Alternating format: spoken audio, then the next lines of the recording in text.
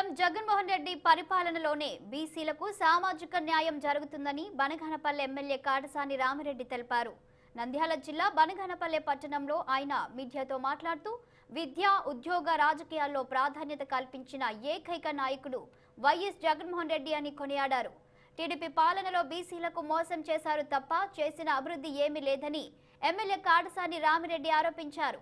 కుల మతాలకు అతీతంగా సామాజిక న్యాయం జరగాలంటే జగన్మోహన్ రెడ్డి మళ్లీ సీఎం కావాలని ఆయన అన్నారు.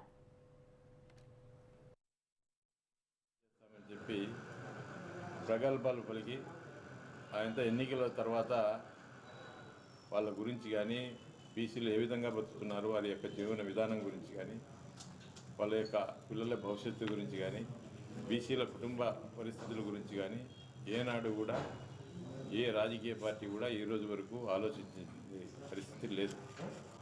ఈరోజు జగన్మోహన్ రెడ్డి గారు బీసీలకు అండగా ఉంటాను, బీసీ కుటుంబ సభ్యులు మీరు నన్ను ఆశీర్వదించండి, మీకు సామాజిక న్యాయం ఏ విధంగా అంటే దాన్ని చేసి చూపిస్తాను చేతులతో అని చెప్పి చెప్పడం జరిగింది. జగన్మోహన్ రెడ్డి గారు ముఖ్యమంత్రి అయిన తర్వాత జగన్మోహన్ రెడ్డి గారి బాటలో నడిచి, జగన్మోహన్ రెడ్డి గారి వెంట నడిచి ఈరోజు వాళ్ళందరికీ కూడా న్యాయం జరుగుతూ ఉంది.